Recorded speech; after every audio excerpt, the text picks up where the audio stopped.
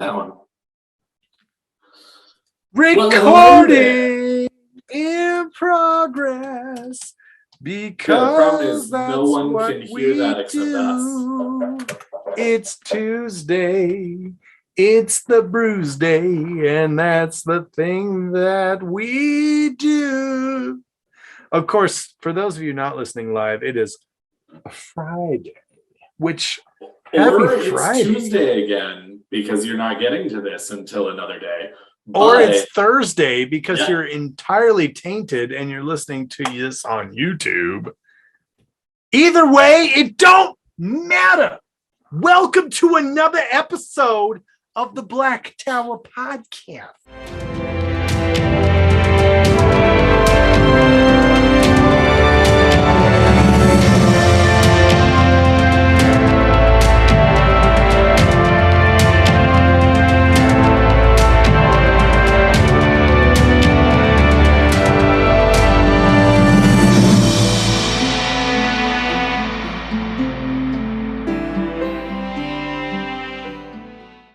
And Welcome. if you are watching on YouTube, then you just had a heart attack like I did, that Josh is a little tainted already and swinging around his cup, almost getting liquid everywhere. Did it.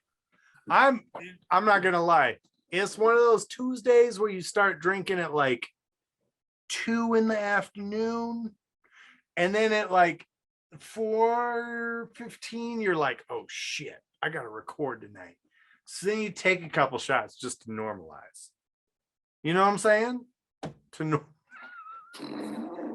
didn't actually do that, but Okay, I could have. I maybe believe you. Maybe. There's a small chance that I believe that's. You know what time it is? It's time for another episode of the Black Tower Podcast, which means it's time for you to line up in an orderly fashion to receive your weekly dose of taint from the Black Tower. We're here to dispense the taint and discuss the things about the wheel of time. Yep. When we have like a thing, like, hold on, we got things, we got scripts and things. So we got this Black Tower Podcast. So you guys know who we are by now, but I'm going to introduce myself again, just in case we got a first-time person, a first-timer, a Black Tower virgin. And you know what they say, once you go Black Tower, you never go back to the original flower. I'm Josh, your sort of fun man. I'm not proud of that one. Sort of on Mahale, Josh, checking in. I am not sure I'm going to make it through this episode with the Zora and Mahale today, but I am your Amin-Khan Mahale, Daniel, and joining us, as always, in spirit is the lovely and illustrious Bijan Mahale, Mr. Andrew. He could not make it to this episode tonight. He's out on official Black Tower business. You heard it here first, folks. Official Black Tower business. It's need to know. You don't need to know. Sealed to the Mahale. Sealed to the taint. Does that mean, wait, if it's sealed to the taint, does that mean that it's just sealed to anyone who was around before the cleansing? Don't ask questions, okay? No, because I like that. It just means old. Sealed to the taint. To the old guard. Sealed to the old guard. If you were born after the cleansing, you don't get to know. I feel that. If you came to the tower after the cleansing, then you don't get to. That's a real interesting dynamic that I think is a topic for another episode, not this episode. And we didn't offer a spoiler warning yet, so way to go, Daniel, in your fucking spoilers already. Shit. What are you talking about? Yeah, that's what I thought. No one knows what I'm talking about unless they already know what I'm talking about. Therefore, it's if you know, you know. Hashtag if you know, you know. There it is, right there. And nobody's listening live. Oh, there's one person is listening live, and I know that Norm has read all of the books. And I think, yeah, I was about to say, I think our one live listener at this point in time, Norm, has been fully excuse me, fully vetted in the ways of the wheel of time. And if Andrew decides that was too much of a spoiler, he can just edit it out later. I mean, there's that too. Okay, so this week we do have what is TGB? What's TGB? Greatblight.com. The Great Blight. See, this is why you're here, Daniel, because you're the smart one. You're the smart one. You're the smart Only one. on days that end in Y. You guys need to go over to thegreatblight.com. It is headed up by Nablus. Also, I'm just going to throw this out there. The appropriateness of the Great Blight being run by Nablus, like, come on. That's so on the nose. It's so really perfect. is. It's so perfect. I have a feeling that's why he named it that. Because he's smart. He's wicked smart. He's wicked fucking smart. He's wicked fucking smart. He parks his car and puts his car keys in his car keys. You know what I'm saying? Nope, you lost me. You completely lost me because that's fair. Boston only massholes will understand me now. Hey, but thegreatblight.com is a fantastic place to go for all things Wheel of Time related. And for those of you who are in book 1, book 2, book 3, book 4, book 5, book 6, maybe not all the way through the series, guess what? The Great Blight is spoiler friendly. What did you just go say? There, what did you just say out of your human mouth? I just said this. What did you just say? Spoiler friendly. How friendly to the spoilers. Well, wait. They're not friendly to the spoilers. No, unfriendly to the spoilers. They are friendly to the spoilers. Those who decide to not be spoiled. To spoiler sensitive people. There you go. No, they're really great. Spoiler sensitivity, like a milk allergy or an intolerance. Is this website spoiler free? I have a spoiler sensitivity. Mm-hmm. And we can say that it is 100% Black Tower certified, spoiler free for those who want it to be. Basically. And once you all eyes on me. I'm gonna kill you. He's gonna kill me. Wait, I just rhymed it. That's just rhymed. Yeah. Yeah. And once you're done over there at thegreatblight.com, once you found all of your favorite content creators on the list of content creators, once you've looked through the spoiler-free wiki, once you have made sure that you are up to date on all of the events and happening of things like JordanCon and WattCon, which I imagine are over there at thegreatblight.com, then why don't you pop yourself on over? Just come on over to blacktowerpod.com, where you can see some pictures from WattCon. You can see some episodes of the podcast that we've put up there. You can see the link to all our socials. You can take a load off in the forums. You can go ahead and just make yourself feel all comfortable over here in the Black Tower, because this is 4th Age Black Tower and we're not making weapons. Hey, so fun story, as Morshadi has just pointed out. I've been muted this whole time. They haven't got to hear a damn thing I've said. So you'll have to listen to it. We're recording this elsewhere, and that all our live listeners are a little confused. So you get half of the Black Tower this week. Oh, go to blacktowerpod.com. I knew I was supposed to say big something. Event that's coming up is the Gathering Madness in October. It's going to be, the event itself is going to be on the 15th and 16th of October. Come celebrate the fourth anniversary of the Black Tower podcast. Now, if you can't attend in person, totally get it.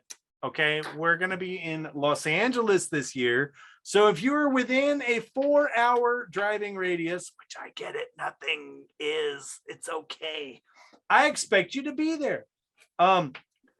Please note, with heavy insinuation, that there is a very real possibility of celebrities making appearances at the Gathering Madness. Now, if you notice the look on my companion's face, you'll note that the type of celebrities,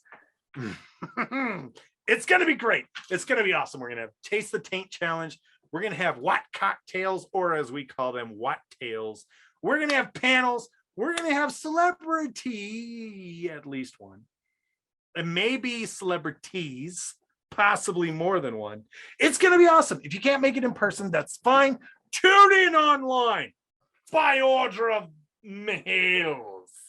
We're also going to have giveaways. We're also going to have contests. We're also going to have drunk splaining. We're also going to have just a rockin' good time is what it's going to be. A rockin' good time. Rockin' good. And actually, one of the other things that we have for this year is a pretty dope place to stage all of this. It's going to be pretty great. It's going to be down in Anaheim, which is not really Los Angeles. Most people in Los Angeles would be offended if you said that. I'm not actually it's like real Angelino, people so in I don't Jersey being like, "Oh, you're going to the Statue of Liberty," you know. It's kind of like that. Because Statue of Liberty is actually in Jersey. So New Jersey people get pissed off when people are like, "I'm going to New York to see the Statue of Liberty." And then everybody's like, "That's not in fucking New York. It's in fucking New Jersey." Yeah, but it's all my also Jersey like, people know what I'm talking about. See, but also over in the Northeast, it's just also fucking jammed together that, like, I mean, it is everything. Like, you walk 5 blocks and you're in New York, and then you walk 5 blocks and you're in Philadelphia, and then you walk 5 blocks and you're in Boston. Boston. You're in Boston. I get it. You're in Massachusetts. You're a masshole. You said that twice this episode. We're gonna get in trouble. I have. If I had a nickel for every time Josh said masshole, I'd have 2 nickels. Though I would say it's actually it's weird one. That it happened twice. But it's actually only one to our live listeners because nobody could hear you when you said it the first time. All right, but enough about all that. Definitely, please make your plans to pop over to the Gathering Madness. Enjoy yourselves. It's going to be a lot of fun. At the very least, plan on being there virtually for a certain number of events because it's panels, events, and interviews will be live online. Correct. And seriously, guys, seriously. The very first Gathering Madness was super small. It was just a tiny gathering of friends. The second one was a little rough around the edges because even though it was held in a wonderful place, none of us had any idea what the fuck we were doing. This one, though, I really feel like we have gotten the formula. It really does feel like we have a number of events that are very much enjoyed by the people who come, as well as by us, because we do events that we like. It really feels like we have our ducks in a row at this point. So if you missed any of the previous ones, not a problem. They were fun. You did miss out a little, and that's unfortunate. But at the same time, this one, that 4, 5, 6, 7, 8, 9, time's 10, a charm. Those are all the ones that are really gonna be a great time. So please think about coming down.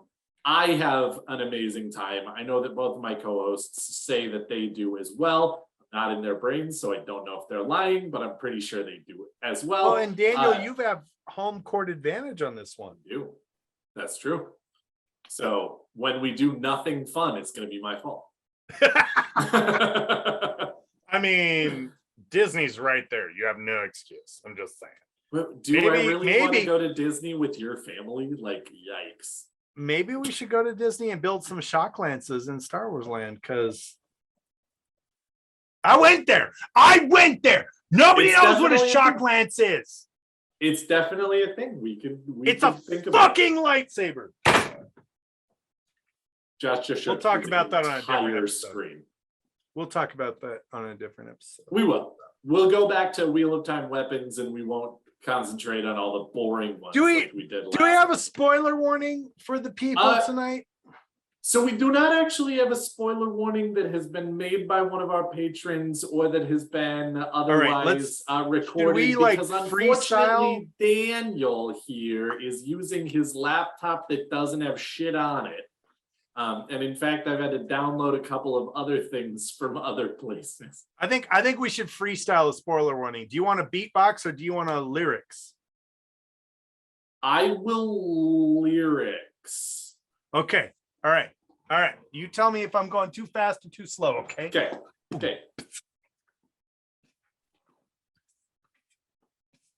Your microphone is no longer picking up your beatbox. Oh my God. Okay, let me try a different beat.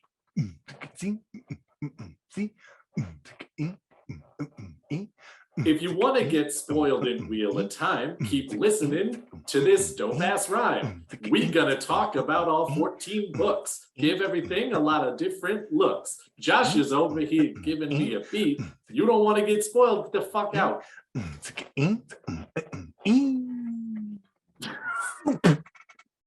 Yeah, okay. Everybody in the live chat giving us the old face palm. You know what? Fuck all y'all. You know what what time it is. It's spoiler time. No, we 100% deserve that. That was terrible in the best possible way. I loved it. I stand by our work. I'm proud of our work. Anyway, no, seriously, guys. Today's spoiler warning. Definitely put your spoiler condom on. We're going to be talking about things that are going to come literally from the first book to the last book with New Spring. And we're definitely going to get into some stuff that is almost metaphysical. We're going to talk about conflict. We're going to get very philosophical in this episode. Yes. So we're going to talk about the ideas of what it means to be successful and what it means to be strategic. Okay, there's a lot of also what it means to be arrogant. Okay, so the topic for this episode is, and if I do say so myself, sir, the conundrum or the relationship between arrogance, evil, and just stupid. Like, what we're really when are you being arrogant today? When are you being evil? And when are you going to be stupid? So this is talking about, we all know that to make a good story, you need conflict. It's not a good story if there's nothing to overcome. It's not a good story if there's not problems that people need to deal with. If everything's hunky-dory and it's just fucking utopia, then no one cares. 0 people care about your utopia until something bad happens. Well, it's like what's the old Mark Twain, the corruption of Hannityville? I am unfamiliar with that word. Oh, Mark. Oh, man. While Josh is the corruption of Hadleyburg. The corruption of Hadleyburg. And it's a fantastic story. So it's a fantastic story about Hadleyburg being the most honest city in the world. Okay? The greater good. And a gentleman comes in and says, I have this huge sack of gold for a man who was very good to me when I came through here last. And he plants a seed of a concept that anybody can lay claim to this gold. Sure. And it's a great story. The Corruption of Hadleyburg. If you've not read it, you should. It's amazing. And basically the concept is anybody can be righteous, anybody can be honest, anybody can be full of integrity until that righteousness, honesty, and integrity is checked, is tested. Yes. And then you need to reevaluate. That does just sound exactly like Matt in Hinterstaff. Right. Hard agree. So that's very nice. Very nice patrons. We love you very much. It's true. We do. We absolutely do. Also, I'd like to throw out there that patronage is not a necessity. We do appreciate our patrons, but we appreciate our listeners as much as we appreciate you. Guys are awesome. Like, sorry, let me Thank rephrase. We actually love all of you. Every single person who takes any time out of their day, of any day, to listen to us shoot the shit. Patrons, we especially appreciate, or we specifically appreciate you in the live chat, because not everyone gets access to the live chat. That is just patrons. And we can love you guys in the live chat. It's fantastic. You guys do a great job. That's where we love you guys specifically. Yeah. Smack. Oh, God. But anyway, so again, we're going to be talking tonight about what makes good conflict, what is conflict in the Wheel of Time. We're going to pull out some examples of, and this is why I called it evil, arrogance, or stupidity. What is the fundamental reason that someone's doing this? Is it because they're really dumb? Gowan? Is it because they're really arrogant? Ishamael? Or is it because they're really evil? Mogedian? We're going to talk about a lot of different things as far as what causes people in the Wheel of Time to do bad things that other people then have to deal with, that creates the conflict in the story that makes that turns the wheel, basically. Because in the Wheel of Time, the story is turned by the conflict that they're trying to solve. And there's this giant conflict that actually turns the big wheel. And there are a shit ton of little conflicts that turn smaller wheels, or that just give the bigger wheel more go. Well, and fun story with this, like, you talk about little decisions, big decisions, things like that. Mm-hmm. There are some people out there who have a plan. I'm going to do this thing, then this thing, then this thing, and there's nothing you can do to stop me. Mm-hmm. We have examples of this in real life. Larry Bird is cited as one of the worst trash talkers in the NBA. And it's not because he talks a lot of trash and never gets away with it. It's because he straight up goes up to a dude and says, I'm going to spin around you, I'm going to catch the ball, and I'm going to go up for a layup, and I'm going to score on your ass. And then he will do that thing. He's the worst trash talker because everything he says to you is exactly what is going to happen. It's the point and call your shot home run.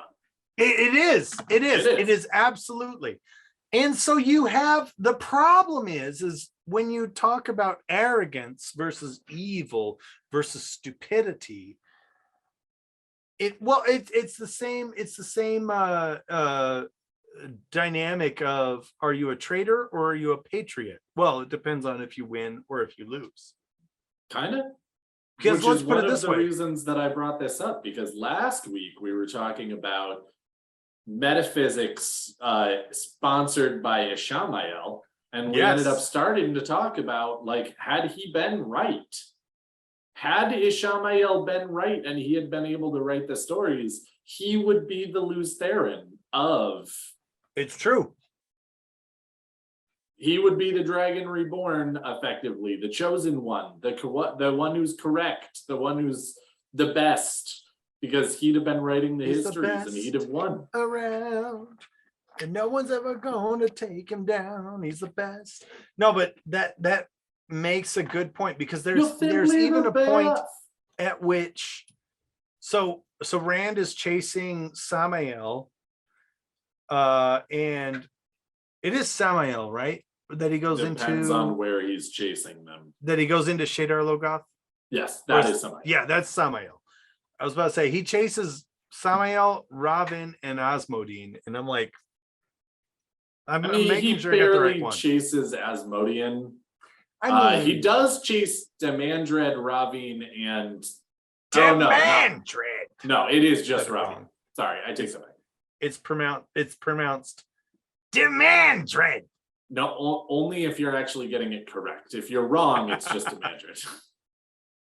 And I was being wrong. He does chase Samael, Ravine, and Asmodine. That is a solid list of people. He chases, and then he runs from Aginor.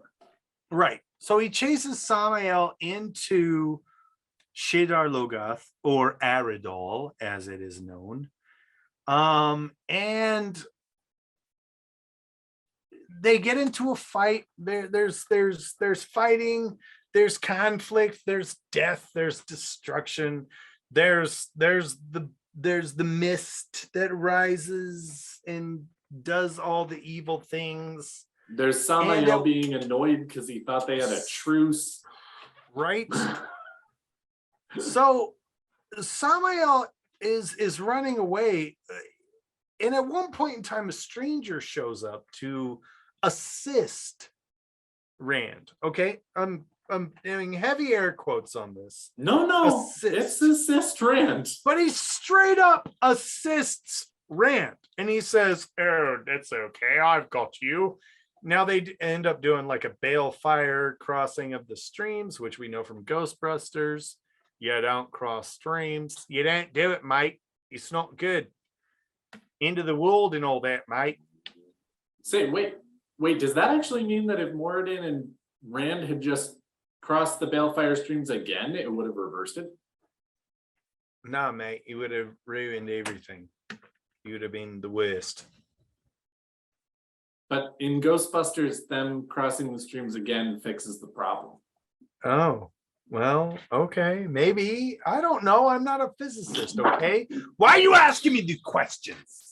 I'm getting too old for this. So Rand and Moradin do the balefire crossing of the streams because Moradin is like, oh, I gotta help him because it's not ready to die. He's got some real Hisoka vibes for all my anime peeps. If you know, you know. Hunter x Hunter. Okay. He's got some real Hisoka vibes. He's like, yes, he's going to die, but not yet.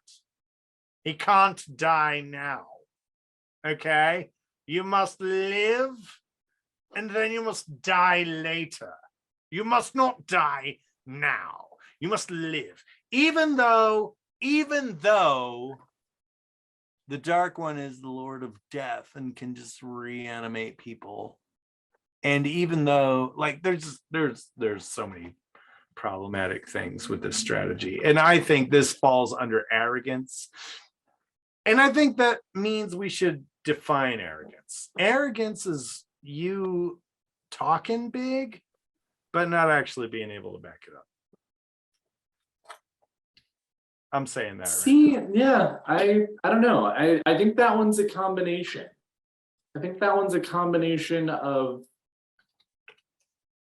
arrogance and stupidity.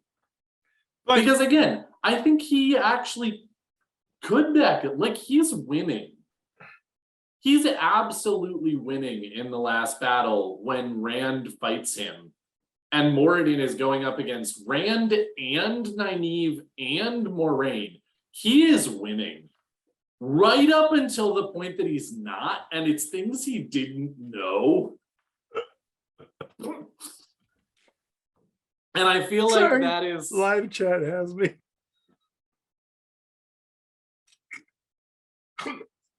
It's because I am in a very, very large echoey room.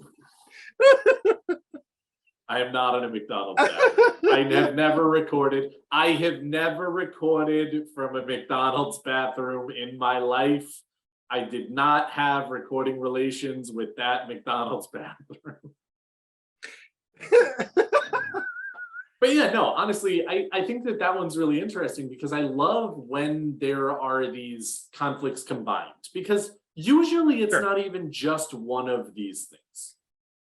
Usually it's, I'm not just evil, I'm also arrogant.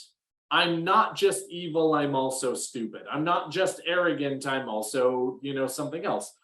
And there are a lot of minor subtypes even of conflict that we're not even talking about in this one. I picked sort of the big three, in my opinion, where sort of authors will lean on these particular big three pretty regularly, whether it be the big bad is just that evil that they want to create problems, or the big bad is just that arrogant that they want to cause problems, or the big bad is just that stupid that they inadvertently cause problems.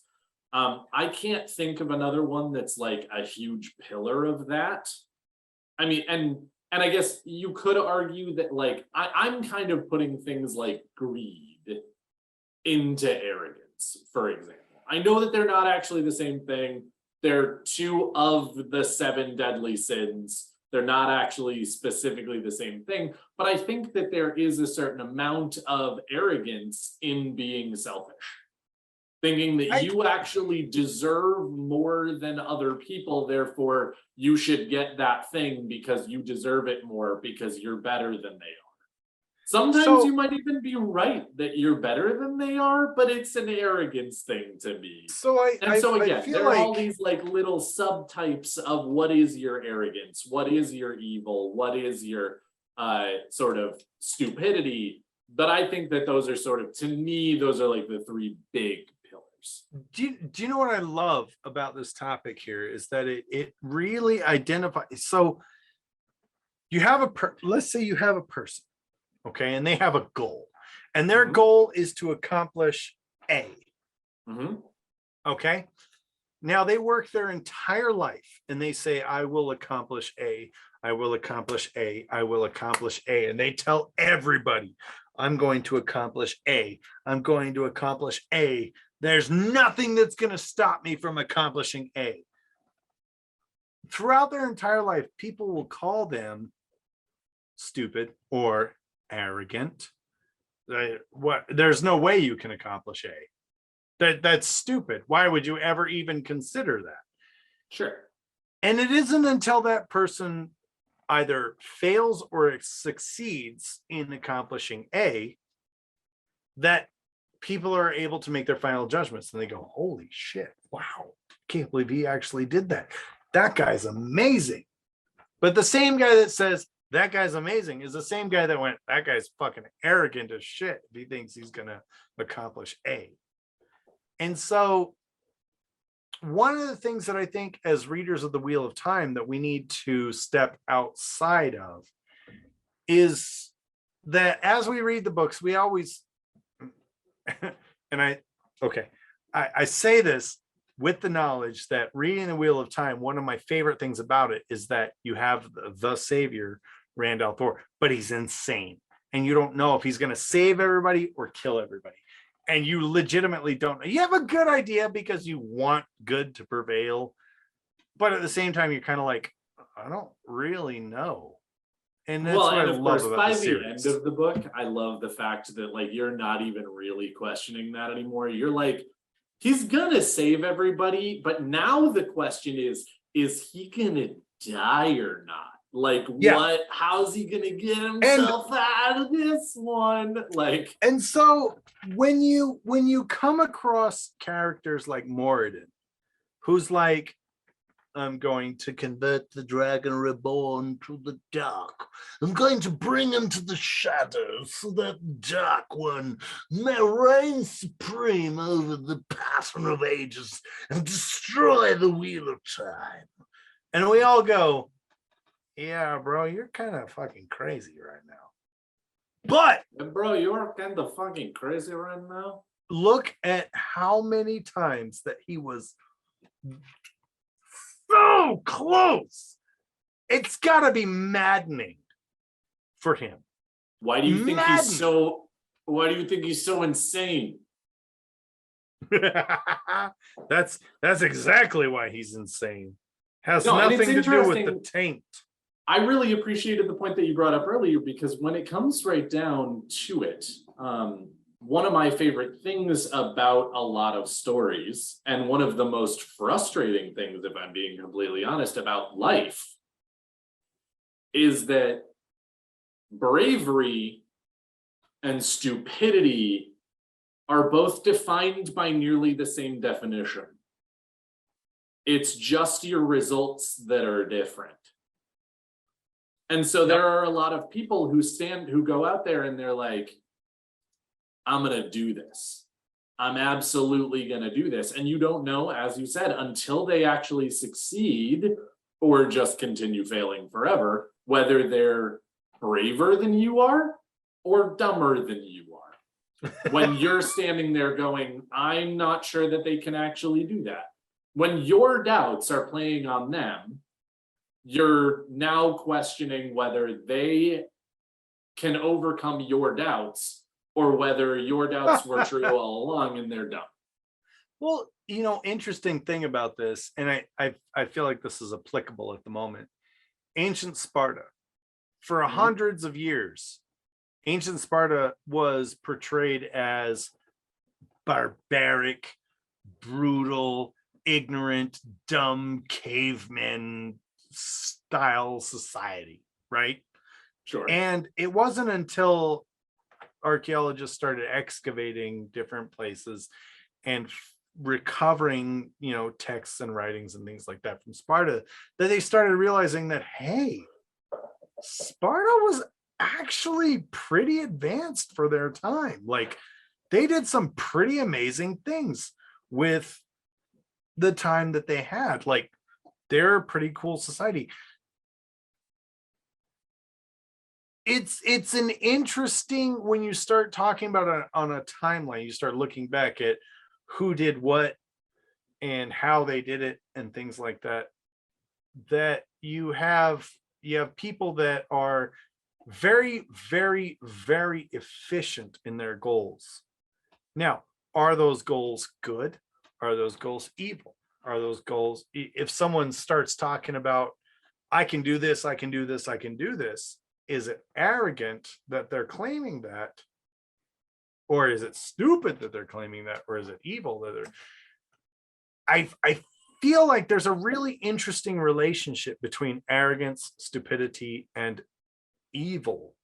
Well, and it's also, sorry, go finish. No. That I think is that plays really well in the Wheel of Time, because you've got Moradin, who essentially bails Rand out, and more than once, numerous times, because he's got this great scene in his mind. He's got this great moment in his mind where he is going to win. I don't want the Dragon Reborn to die now. I want him to die at my hands. I want to look him in the eyes as the life drains from him. And I want him to swear fealty to the Dark Lord. Like, well, it's also interesting because that particular character, I love the characterization that Robert Jordan and then later Brandon Sanderson do for Ishamael Baal Zaman Moradin. Because we last week talked about Ishamael. We talked about this character, and we talked about the relationship of Luz Theron to Ishamael, to Elon Morin. And it's really interesting to me that, like, we posited at some point, I don't know if all of us were, or I don't remember who posited it, but we posited last week in an episode that you guys haven't seen yet. It'll come out on Friday, but if you were listening live, you know what I'm talking about. We posited last week that one of the reasons that Ishamael might have gotten a pass to go ahead and leave the sealed boar, leave the Dark One's prison was because Luz Theron didn't actually have the cojones, because he loved him so much and was such good friends with him that he didn't fully want to lock him away in his subconscious. That's part of the reason that, you know, Ishamael might have been able to get out. You now have the question of, later on, we know the character of Moradin doesn't fucking want to do this anymore. So is his plan truly 100% consciously, I will get the dragon reborn to swear fealty to me and the Dark One? Or is it a situation where he's a victim of his own benefit earlier, where he really wants Rand to win? Because if Rand wins, then he gets to go away for at least a long time, if not forever. No. I don't know. I think say, somewhere in Moradin's subconscious, he's like, I want the Durgan to win. I will say at this point in time, Moradin is 100% in the camp of the Dark One and knows that the Dark One wants to destroy all of existence, but doesn't care, because that means he's guaranteed not to be reborn, not to fight all these battles. He doesn't want to fight eternally. Now, the part where, and this is the hang up that I have, because the entire story is Moradin / Ishamael / Balsamon saying, Perrin and Matt, oh yeah, you can kill them. Go for it. Kill them. I don't care. Rand, however, must survive till the last battle. There's very deep lore in this, right? Because again, we've already spoiled everything, so don't at me if you get spoiled. Nobody was going to. Varen, as a double agent, is given unfettered access to prophecies of the Dark One. She can see these things. And I believe at one point in time, the story, prophecies of the Dark One are shared with Rand directly, if I'm not mistaken. That's correct. Not the full thing, but not the full thing. Pieces, yes, scraps, very small pieces. We get our one first of those things taste where of this. Rand can't even fully believe them, because he knows that he's only been being given such small snippets. We get our first taste of this in The Great Hunt, I believe, when prophecies of the dark prophecies are scrawled on the prison where Padan Fain was held. Correct. And so the point being is, you've got no reason not to believe you will be victorious, depending on whether or not you're on the side of the light or on the side of the Dark One, right? So are you being arrogant if you're following the prophecies given to you by the Dark One himself? Who's more arrogant in this particular case, Moradin or the Dark One? Well, so this is actually one of the things that I wanted to talk about as well. So overall conflict, I actually really find almost all characters that are sort of the big bad, or like their right-hand lieutenants, as well as, more often than not, the hero's mentor, at least, if not like the god behind them, or them themselves if they are a god, or, you know, anything along those lines. One of the things that I want to say is, it doesn't mean you're not arrogant even if you succeed. It just means that you did actually back it up. But there's a difference between knowing you can do something and saying, I can do that thing, and wildly saying, I'm going to do all of this stuff, and then lucking your way into half of it. Like, that's still arrogance, even if you say, I'm going to do all these things, and then half of them don't look anything like something that you would have planned because your friends help you get there and you had no reason to think that they would. Like, or evil fails miserably, and you're like, cool, if they had been a little smarter, I wouldn't have gotten away with that, but I got lucky because they're dumb as shit. Like, that kind of thing. I mean, And so, and then you've go ahead. Sorry, finish. well, so I was definitely going to say that just because I'm putting sort of arrogance in conflict doesn't mean that it isn't also a tenet of the people who are successful. It's just that we overlook it more often than not because we're like, yeah, but he did the thing. Like, if you actually look at how they did the thing, it was arrogance the whole fucking time. Well, They just okay, got but lucky. is it? Oh no! Whoa, now wait a minute though, because as we've discussed with the nature of conflict,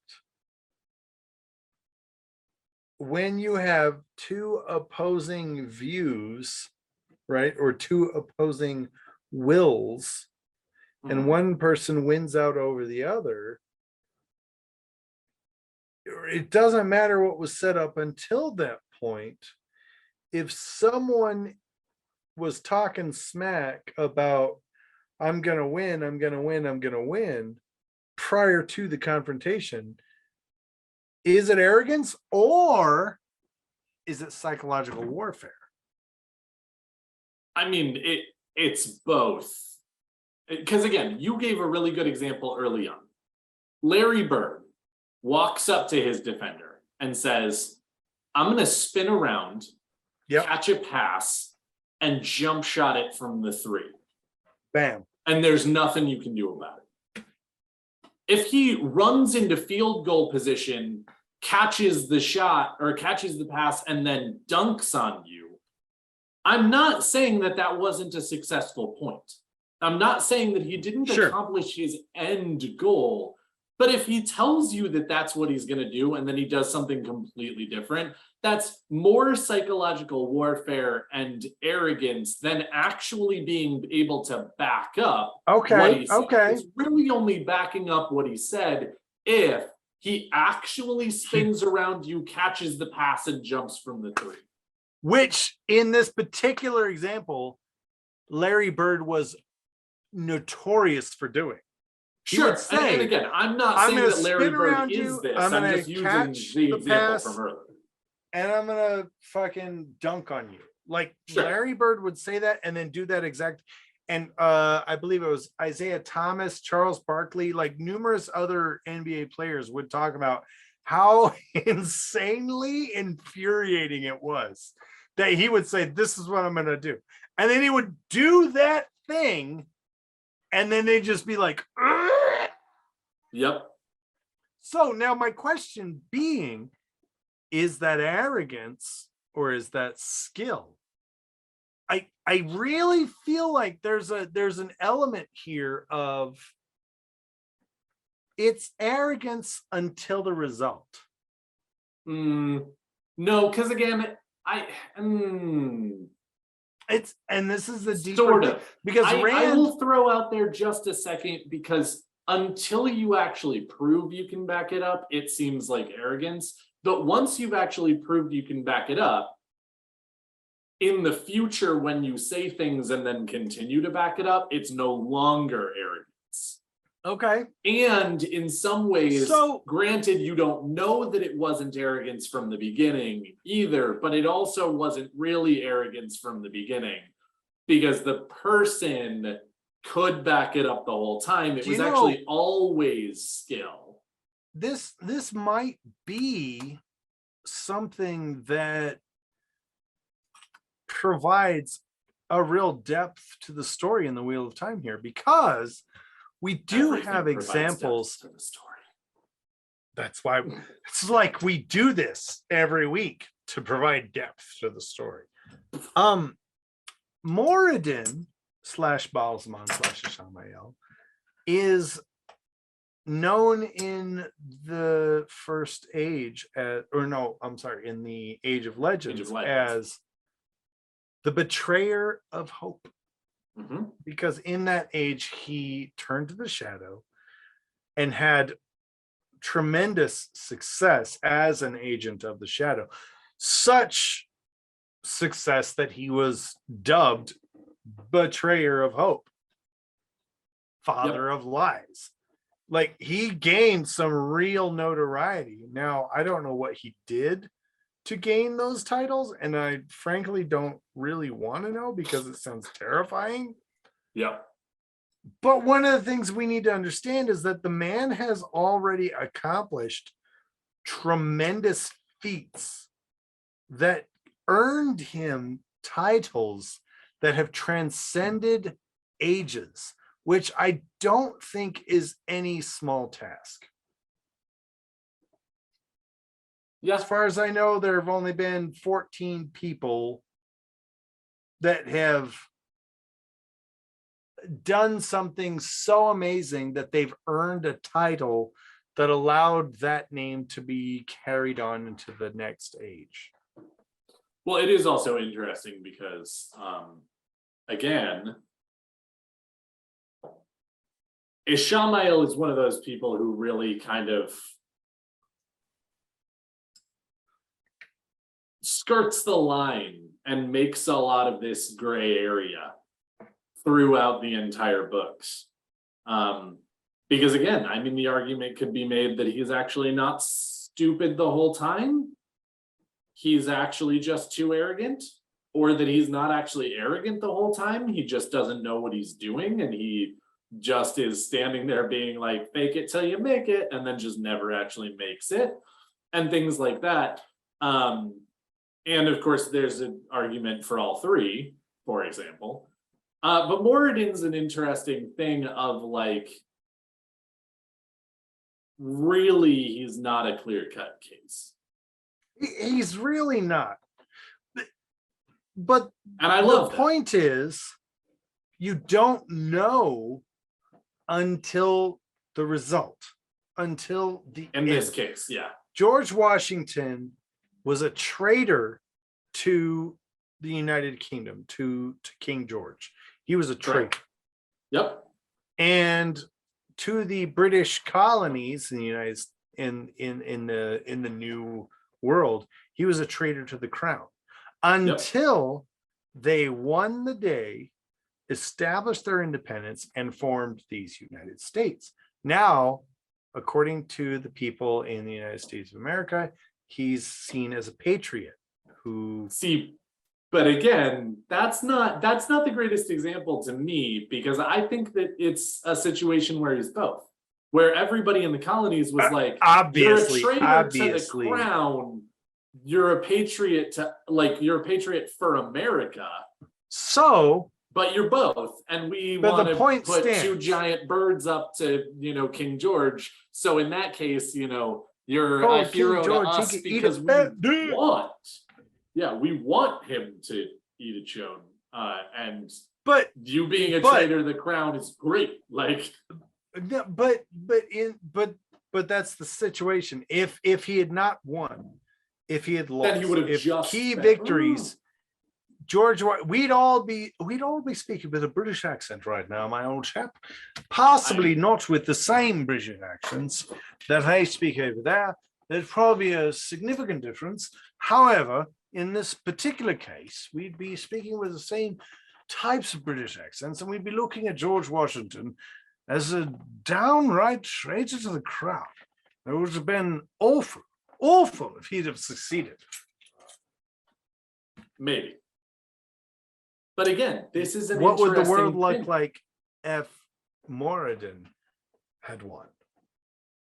Well, and again, this is sort of what I'm saying in this thing, because George Washington would still be the same person.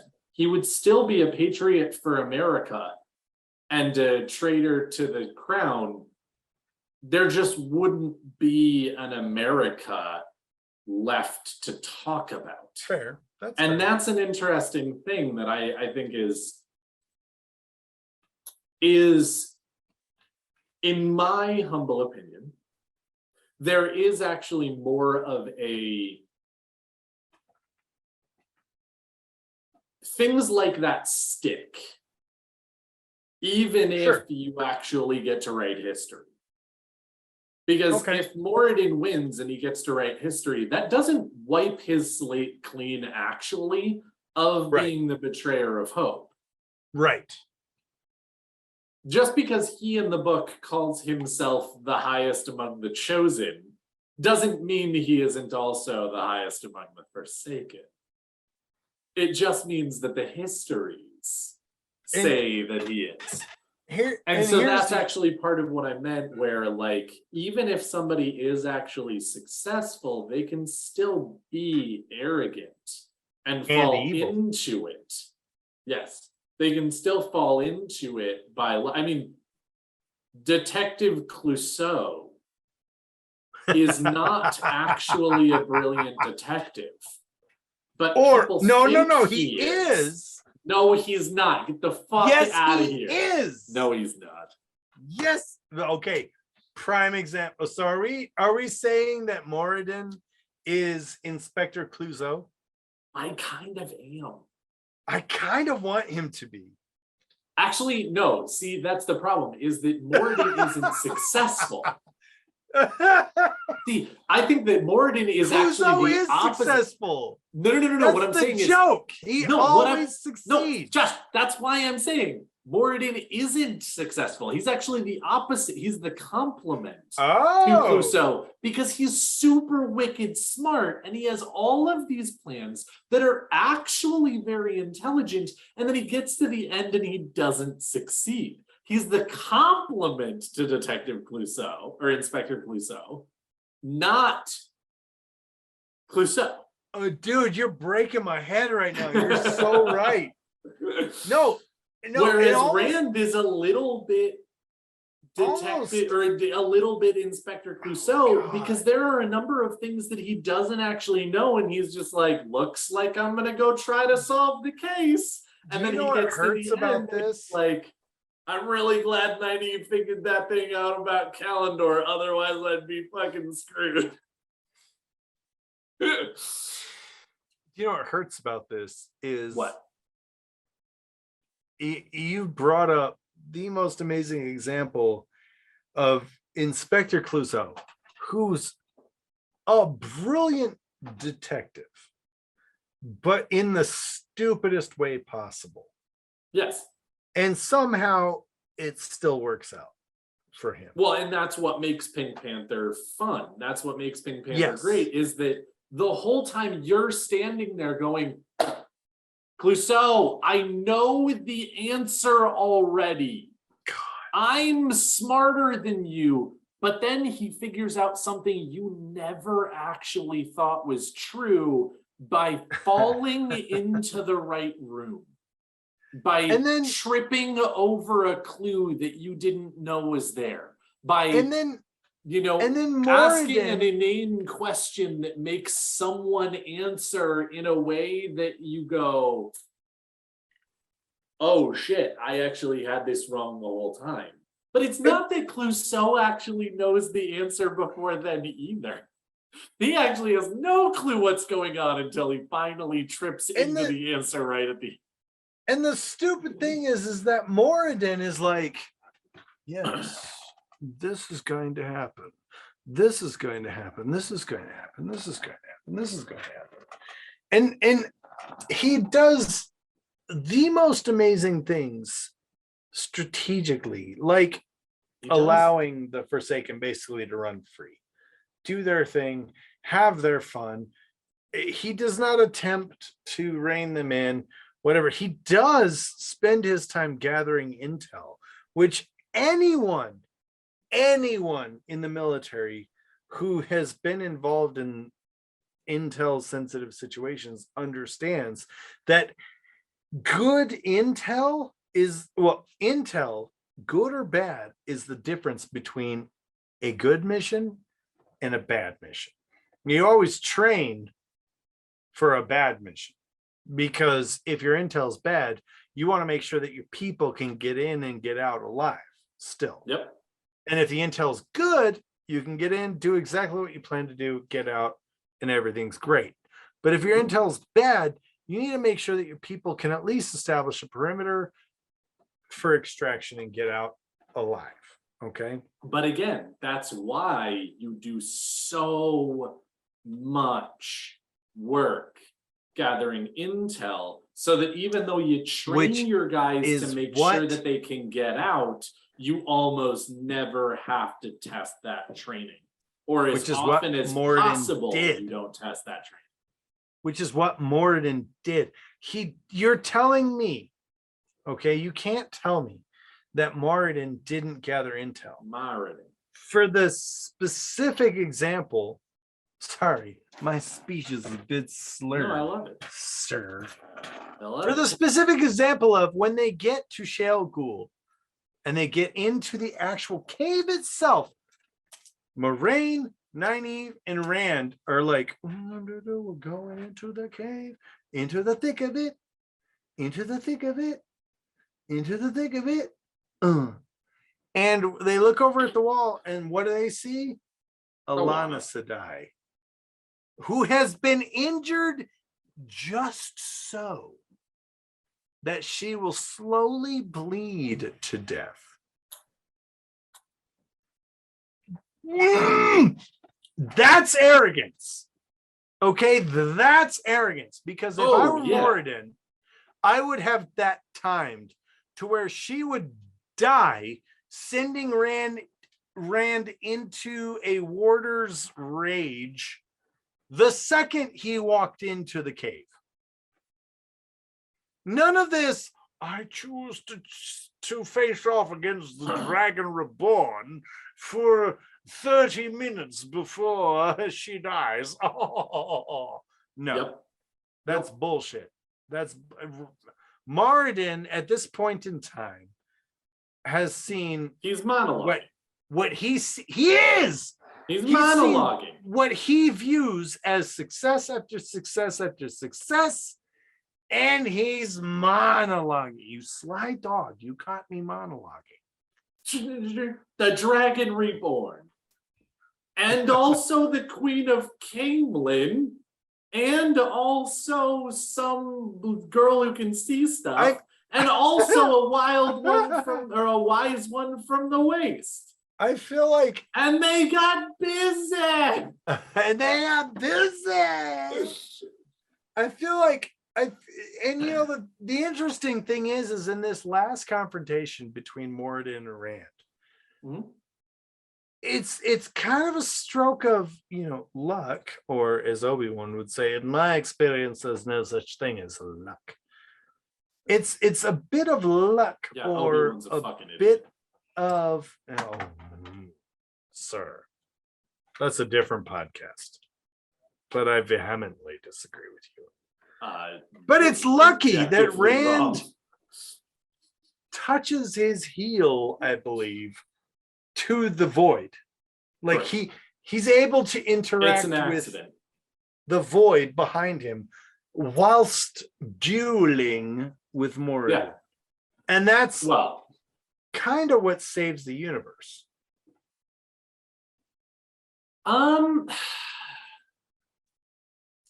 Kind of.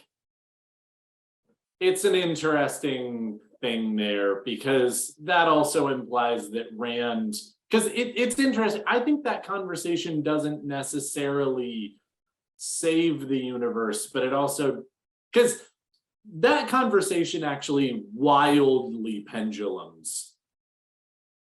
But and I think that the Dark One actually successfully gets him to think that he's going to do the worst thing, and then also causes him to think the best thing at different intervals during the conversation. And I am of a firm belief, actually, that Rand went into the boar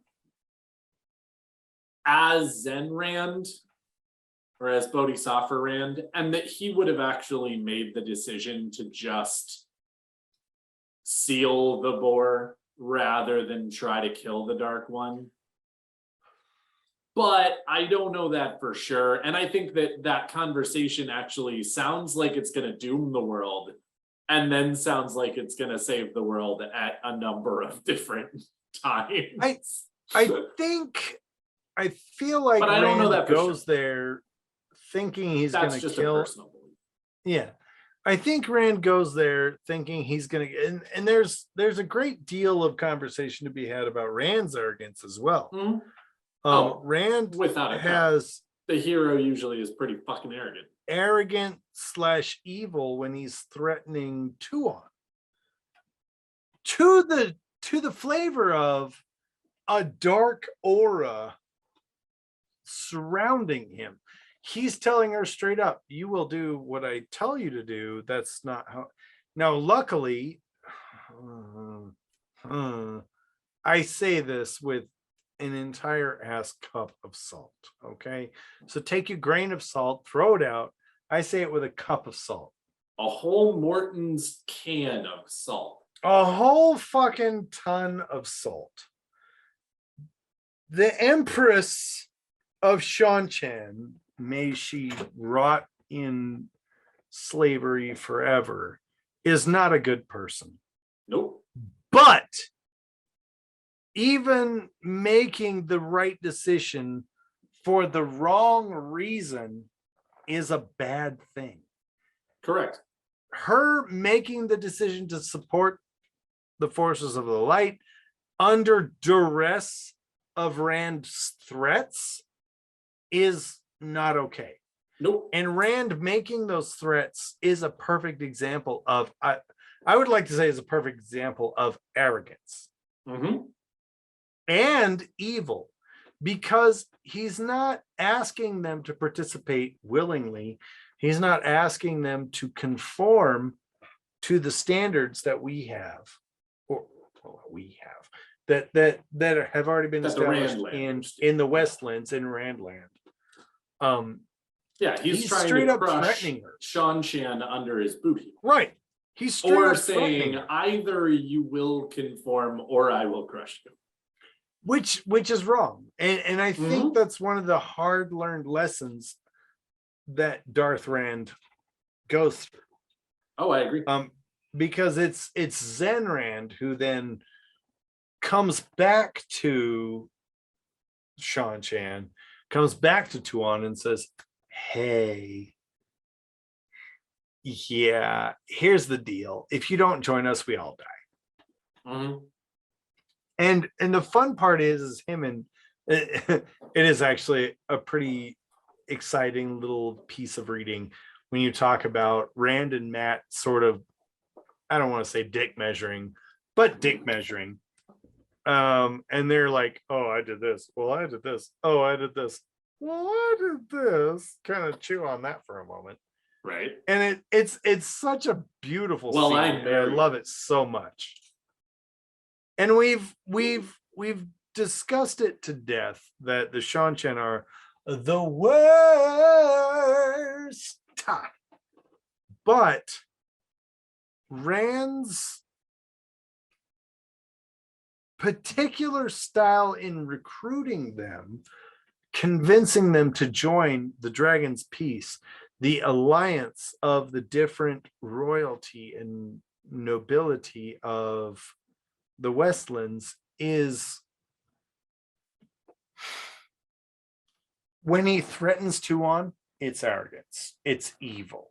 It's him saying, if you don't do this, I will kill you. I mean, literally, he straight up says, what if I were to will the pattern that your heart would stop? And she sees a dark aura around him, and he is drawing the darkness into him, and he's Darth Rand at his peak. He basically just stands there and goes,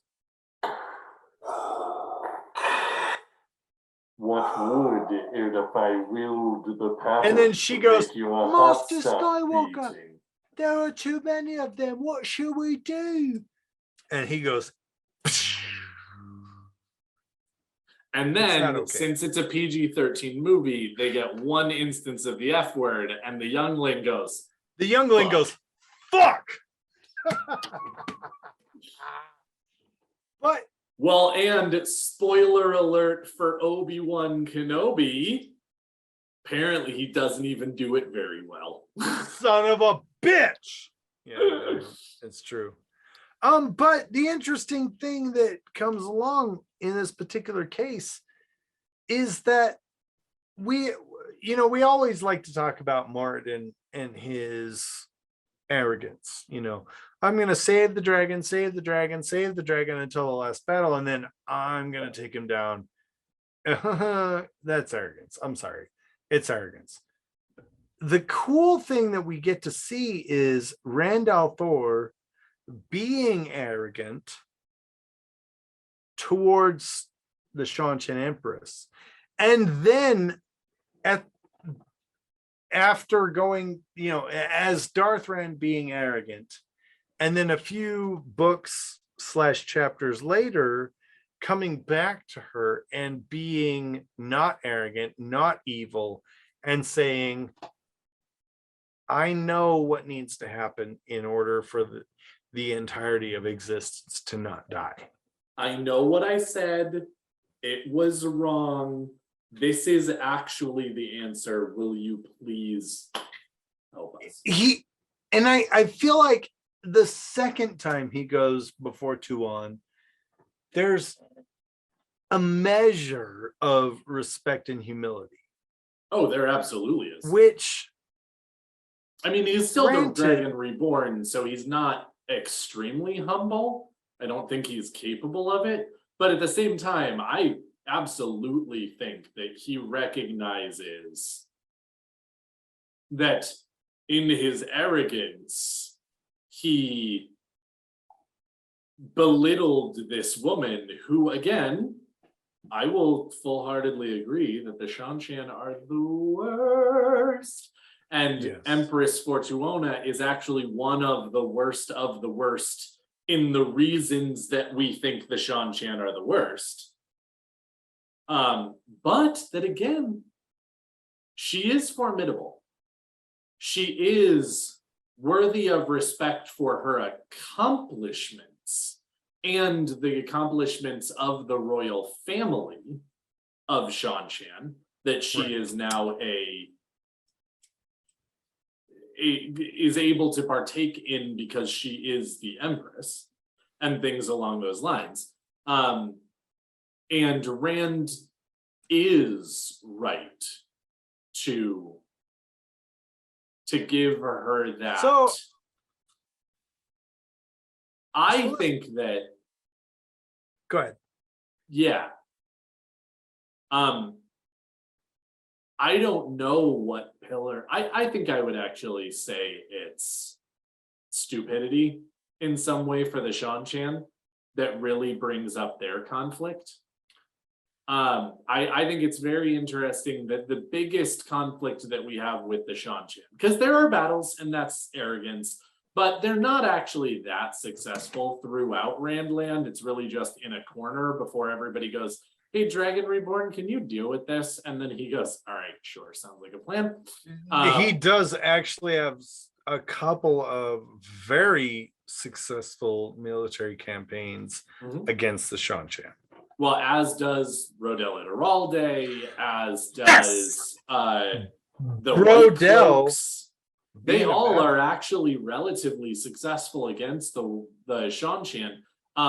But the conflict that the Shanshan really bring to the table, and that I kind of want to talk about because it's a completely different thing, is stupidity. And one of the reasons that we hate the Shanshan so much, or at least one of the reasons that I hate the Shanshan so much, is just for starters, slavery is evil. And so I guess this is also evil. That's an easy one.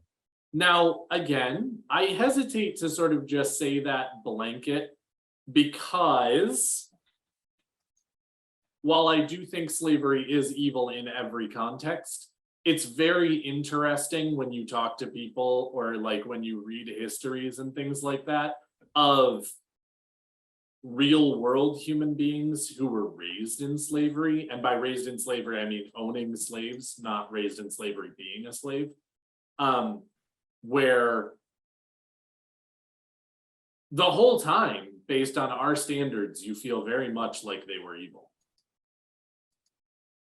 But if you change it a little bit to standards of the day, while it's still evil, seems a lot nicer based on the way that they were being raised. But here is the crux. Just like Civil War era United States, there was a group of people who was living without slavery and a group of people who was living with slavery. And what makes it a continuation of evil and stupidity, the evil part being continuing slavery, even when you can see that there's a group of people who's actually not engaged in slavery and it's working out, maybe not perfectly in every case, but just fine. You're evil for continuing to have slavery.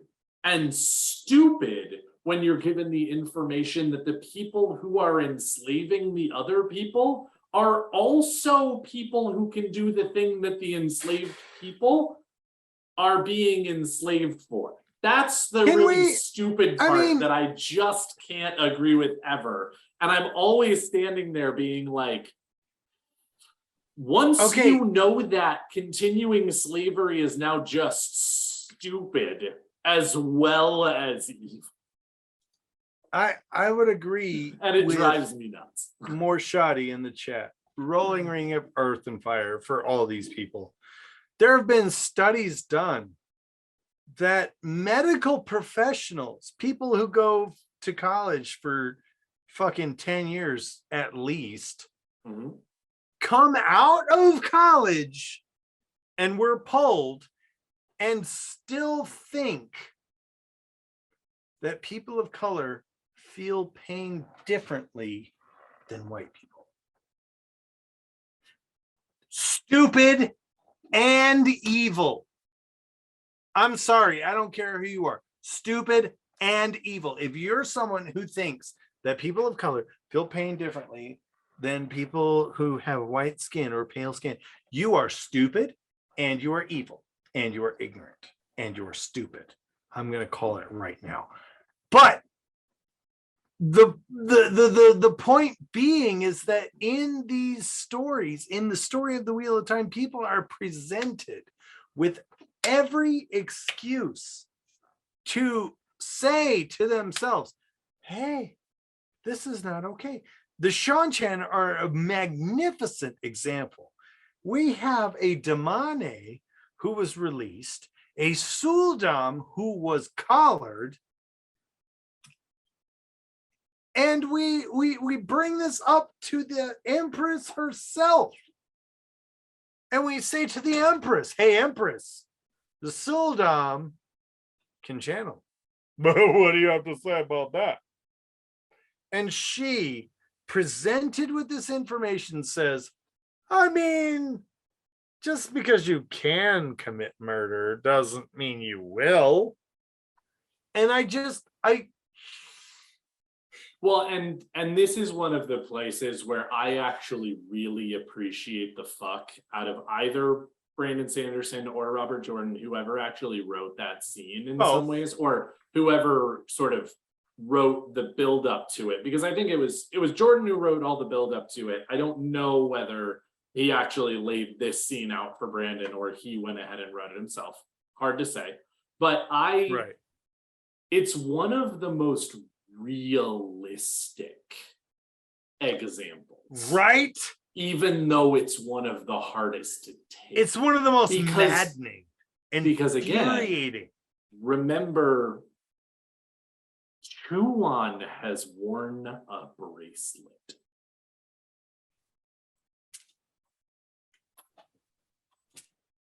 And so it's not a situation where no one in this, or where the person who is hearing this information can be completely objective. She is incapable of being completely objective on this because she has been part of this equation. Now add to that the years and years and years, I don't know exactly how long the practice has been going on, but so many years of tradition that she knows that if she goes to her people and goes, we're not doing this anymore, that there's going to be a huge amount of pushback, and there's going to be a lot of very powerful people who take their collars off and go, who's the demonic now, bitch? But again, I still don't think it's right. I'm absolutely not saying that any of this is right, but it is very real. And I think that Tuon is scared shitless. She's finding out that she can be taught to channel, and the advent of maybe letting all of those really powerful channelers go. I 100% agree with you on this. We have so many examples, and I believe I've not spoken, I've not gone over to Harriet's house and been like, hey, what's up? Can you elaborate on this? But I believe strongly that the Seanchan were sort of an allegory or a metaphorical sort of story for slave owners in the early United States. Oh, absolutely. Yeah. Their entire infrastructure, their entire economy depended on slave labor. Sorry, yes. The Seanchan's entire power depended on demane. Yep. And then when you come to them and you say, this is wrong, this is absolutely wrong, they have to be like, oh, you're challenging our entire society. You're challenging the basis on which our power and authority is based. We can't accept that. So Tuon she's a shit. Oh, she's in very good real world company, even though that doesn't make it right in any way, shape, or form. Now she could very well be, and I'm gonna say this, just fucking bear with me, okay? I'm gonna say this. She could very well be, I don't believe it. I think she's not. I think she's a King George type of character, but I'm trying to give her some credit here, okay? I'm trying to say that she's more of a Thomas Jefferson style character where she says all men are created equal, but I understand that at the current time we're living in, it's not possible. So I'm going to lay the foundations for future growth and progression. I hate this. I'm trying to give her a lot of credit here. I hate it so much because I don't think that's actually what happened with Thomas Jefferson at all. That's exactly what happened with Thomas Jefferson. I still completely That's a different podcast. It's a totally different podcast. Wait. Daniel, we are supposed to agree with each other. Our comments on YouTube say that if we just disagreed with each other a couple times on YouTube, that would be better. So no, stop agreeing with me. You and I are the ones who actually disagree. Stop agreeing with me. If Andrew was here, he would agree with you. Stop agreeing with me, Daniel. Fuck. Okay. No, but long story short, when it comes to arrogance, when it comes to evil, when it comes to ignorance, I feel like arrogance is something that is measured after the result is proven. Evil is measured by the intent of someone, by what they hope to accomplish, and ignorance is measured by, which includes arrogance. But I mean, all of us are ignorant, right? All of us are ignorant in some fields. The problem is not ignorance. The problem is when someone presents you with new information, do you learn it or do you deny it? Yes. And so I don't know. Here's my final thoughts. My final thoughts on this entire subject is a big subject. It is so good. We could do another 10 episodes. We could. Just We pulling out absolutely like could. particular characters or particular situations. 100%. And the beauty of this is the beauty of the Wheel of Time. It's the beauty of what makes this story so compelling and gives the story so much depth, is we can talk all day about the intricacies. Thank you, the intricacies of the different characters and the different motivations, because these characters are real people. We love them sometimes, we hate them sometimes.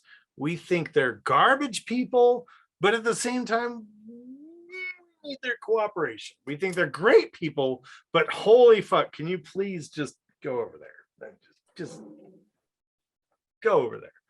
And Robert Jordan did the most amazing job of writing a series of books about people doing their best to be people and not succumb to evil, pure evil.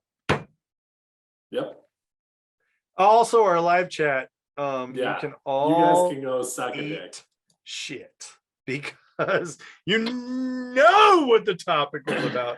And if you want to be a part of our live chat and also want to eat shit with the rest of our live chat, all you must do is simply become one of our family members at the blacktowerpod.com. Go to our Patreon, donate $1 for $1 a month.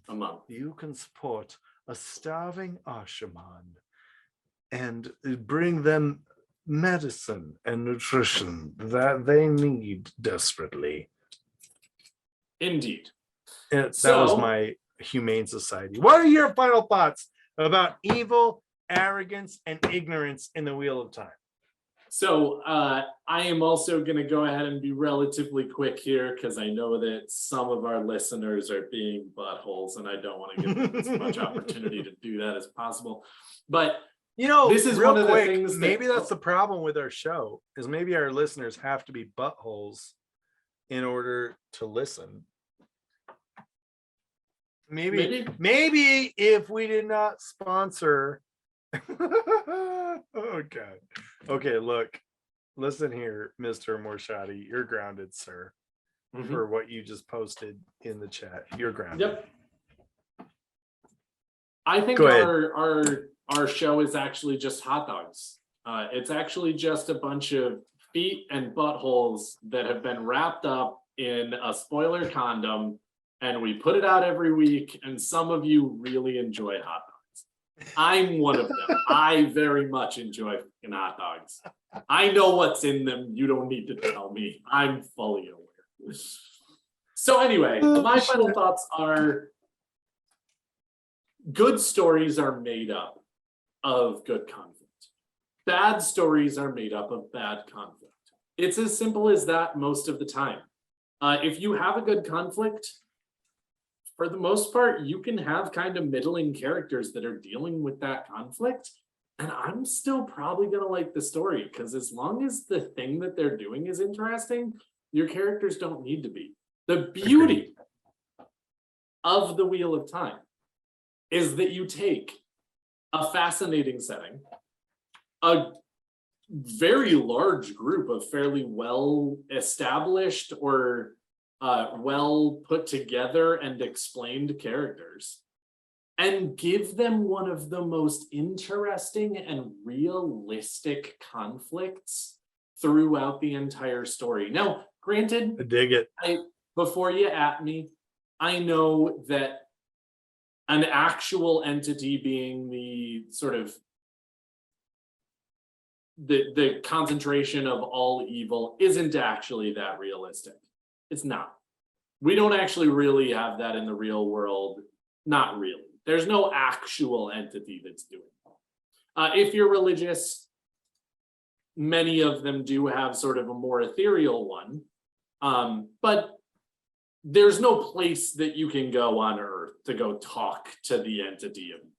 That's a little fantastical. But you know what's not fantastical? You know what's super realistic? Lack of communication. You know what's super realistic? arrogance thinking that you can go ahead and sword fight one of the greatest sword fighters in the world, especially if you're on adrenaline. You know, it's a very realistic problem.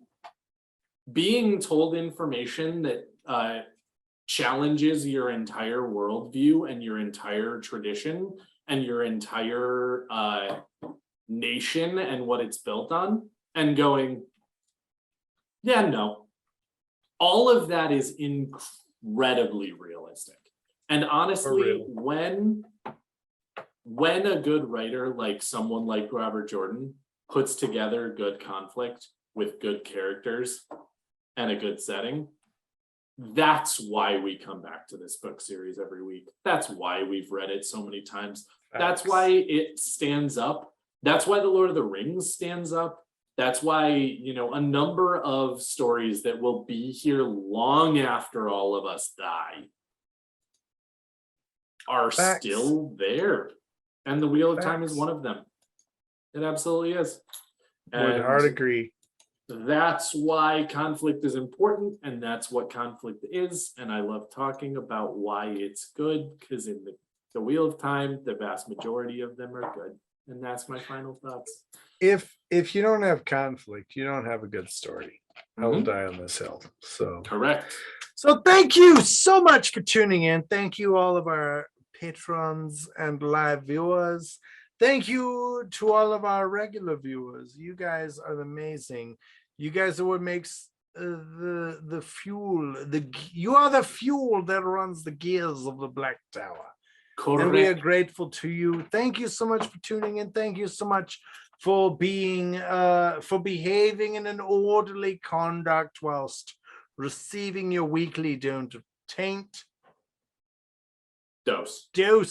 of taint. We are truly grateful. Wait. And we know that you know, wherever you are, we do appreciate you tuning in. We sincerely do. It's the best. It's amazing. We never thought we'd get this far, to be honest. And we're grateful for every single one of you. We're the opposite of arrogant. We didn't stand there and go, we're gonna have 2,500 Twitter what are you gonna do with 5,000 followers on Twitter? And we were like, we're never gonna get that far.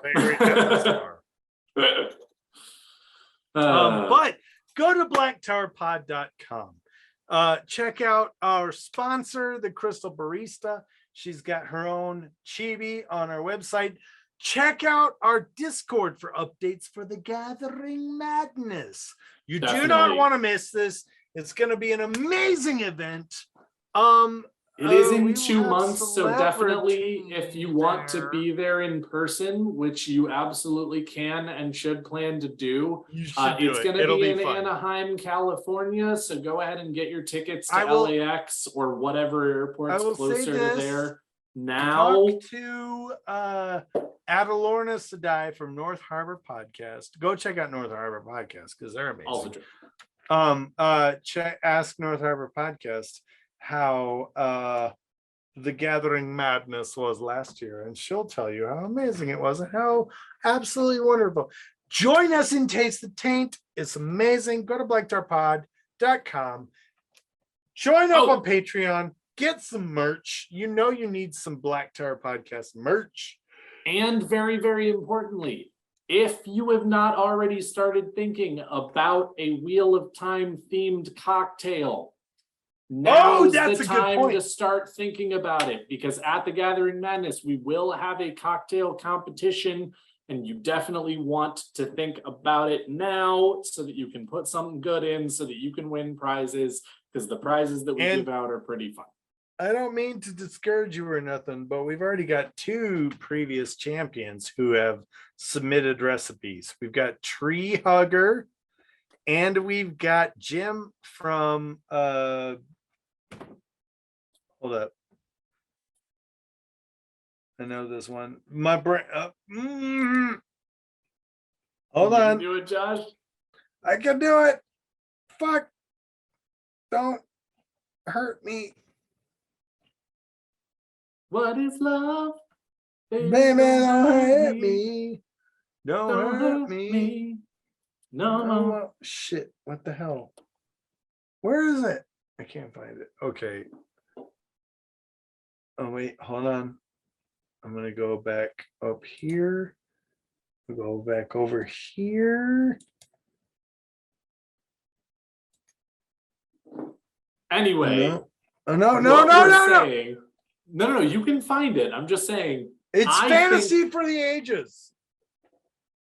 Indeed. It's them. They brought us. They were previous champions of the What Tales. If you're not following them on YouTube, you should be. They're amazing. We actually have 4 winners. Tree was the one winner that we had the first year, and then last year we actually gave out 3 awards. They were to 3 different people. We did. So I think we need some new blood. I think we need some new award winners. So I want to see we're what saying you have is, to come up with. Dethrone these motherfuckers. Please, because they're gonna kill. Thank you for tuning into this week's episode of the Black Tower Podcast. Yes. Thank you for being so well behaved and receiving your weekly dose of taint. Thank you so much for being a supporter of the Black Tower. We appreciate you and all your efforts. Please go forth and spread the good word of the Dragon Reborn. From all of us here at the Black Tower Podcast, I have been your Sorovan Mahale Josh. I have been your Bajan Mahale Andrew. And I have been your Amin Khan Mahale Daniel. Spot on. I especially like the finger beard. Yes, it was very important. Yes. And again, from all of us here at the Black Tower Podcast, again, as Josh said, thank you very much for being here. We love you very much. We hope that you are having a lovely morning wherever it is that you are having it. And in case we don't see you again, good afternoon, good evening, good night. I will fucking kill you, Morshadi. In the shadows, always watching, always running the show.